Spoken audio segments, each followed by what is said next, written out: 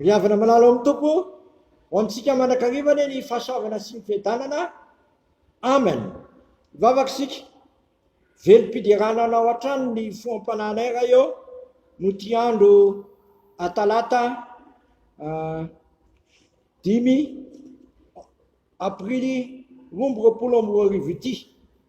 Zay nomezanao anay indray ny nofinaina anio koa miteneny ianao raha eo fa mangitahitanao ny fananay miteninao ane atratra ny olona rehetra sy ny olona manontolo i Jesu Kristy lohan'ny fiangonanao. Amen. Ny Efesianina 2:1-7 no anjara mofinaina ho antsika amin'ity andro talata 5 aprila 2024 ity. Efesianina 2:1-7 amin'ny anaran'i Jesua.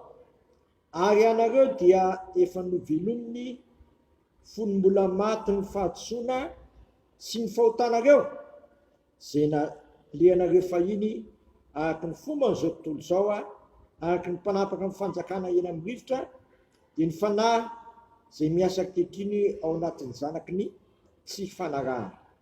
Teo amin'ireo no nitondratsika rehetra tena koa fahiny tamin'ny filany nofontsika ka nanaovantsika ny daniny nofo sy ny saina ary araka ny toetsika dia zanaka amin'ny fahatezerana toy ny sasany koa isika.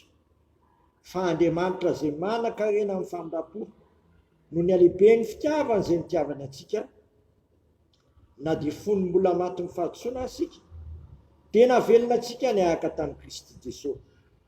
Fahasoavana no namonjena anareo ary ny anatsarana isika ka niara-napitra ny anan-danitra ao amin'ny Kristy Jesosy.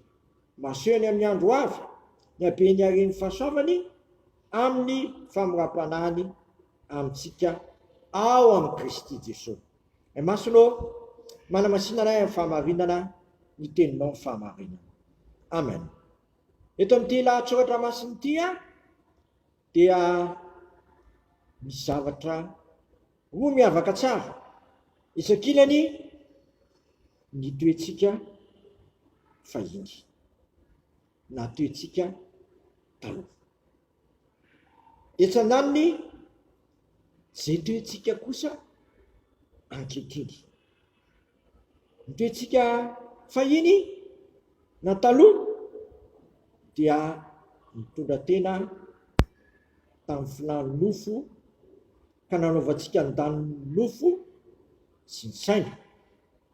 Amin'izany ny anarana ilazanantsika dia hoe zanaky ny tsy fanarahana, zanaky ny fahatezerana. Miavana amin'ny lalan'ny tompo, zany no toerana misy asy ny misy anao fony ianao tsy tao amin'ny Kristy. Fa rehefa tonga ao amin'ny Kristy kosa ianao dia nanehoan'Andriamanitra ny halehibe ny famindram-pony. Izy raha teo moa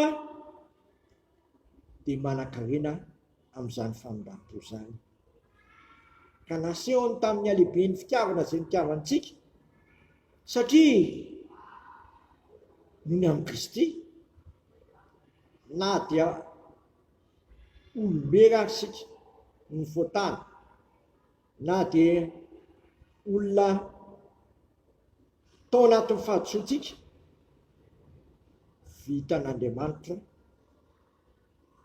ny namelona atsika sy namonjy atsika. Zay le fahasoavana lehibe zay nataon'Andriamanitra tamiko sy taminao. Zany fahasoavana lehibe zany dia tsy entina foana fa mila aseho isan'andro an'andro fa efa maty ny voatanitsika fa novelomina kosa tamin'ny alehibe ny famindram-pony tamintsika zay nasehony tao amin'ny Kristy Jesosy. Zava-dehibe eto ravana ny hoe Kristy Jesosy.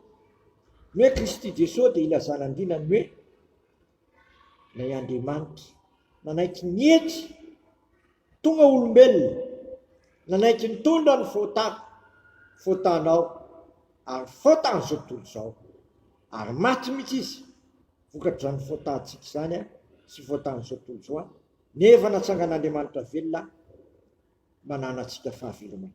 Eto dia mara ny Paoly apôstôly tsara fa isika dia niarana tsangana tamin'i Kristy 9 ka niarana petra ny anan-danitra ao amin'ny Kristy Jesoa. Ravana sy ataoko sy ataonao sy hanehoanao ny fahavelomanao sy ny fisianao eto amin'ity zao tontolo zao ty dia le fisianao ao amin'Andriamanitra, le fisianao zay efa novonoina ny fahatsoanao, efa nomonany amin'ny Kristy ny elokao fa natsangan'Andriamanitra ho velona niaraka tamin'i Kristy mandeha amin'ny fiainam-baovao sy ho amin'ny fahatsarana rehetra. Efa miseho amin'ny fiainako ve sy ny fiainanao amin'ny fiainantsika zany toka mbola tsy amin'izany ny fiainantsika dia miazaka aingana eo pototry ny azo fijalian'i Kristy fa eo no namonoana sy nanomboana tenako sy ny tenanao tamin'ny miara-vono tamin'i Kristy. Vonoana teo ny herin'ny fotana ary nomelohana teo ny helotsika dia naleviny Kristy.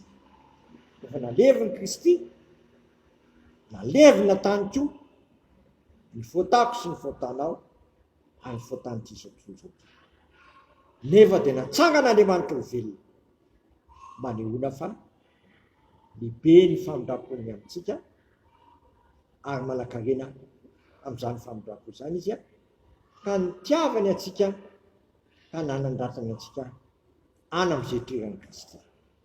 Noho izany ry havana, hevery ny fiainako sy ny fiainanao, fiainana hafa kely satria fiainana ao amin'i Kristy ao amin'ny lanitra sy ao amin'ilay fahasambarana manak'izay mila seho sy porofony amin'ny atao sy ny fihetsika rehetra fa efa manapaka ao amin'ny boko sy ao am-ponao ny fiadanan'i Kristy ary miariary amin'ny ataoko sy ny ataonao ny fahatsaran'Andriamanitra sy mitondra sy mitondranao ho amin'ny fandresena, ny fahafatesana sy ny faharatsiana sy izay rehetra mitondra fahalovana sy tsy fahamarinana rehetra.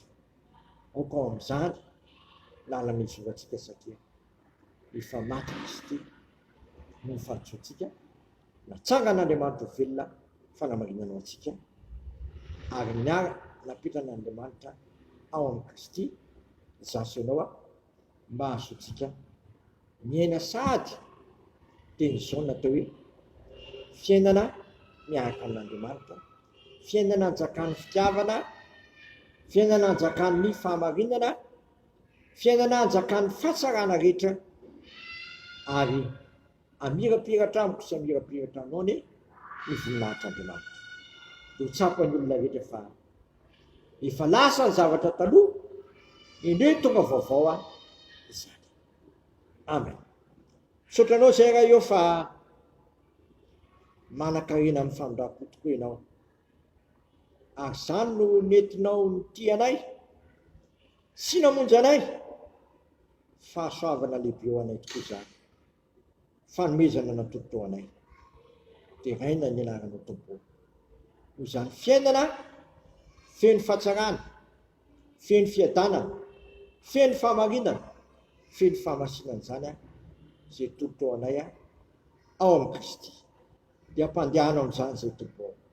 Indrindra amin'izao fendohan'ny herinandro zao ka mirapiratra aminay ny voninahitra ao ankalazaina anie ny anaranao zay nampianatra anay vavaka hoe anay zay nan-danitra masinana eny ny anaranao, tonga ane ny fanjakanao, ataony eny sikaponao ity atany tahaka ny an-danitra.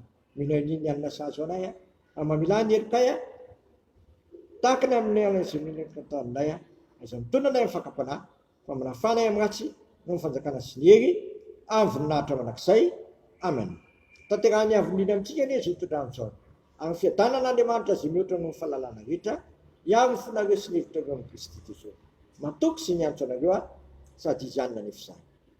Amen. Voninahitra ne ho an'Andriamanitra rerany amin'ny anaran'ny Ray sy ny Zanaka ary ny Fanahy Masina. Amen.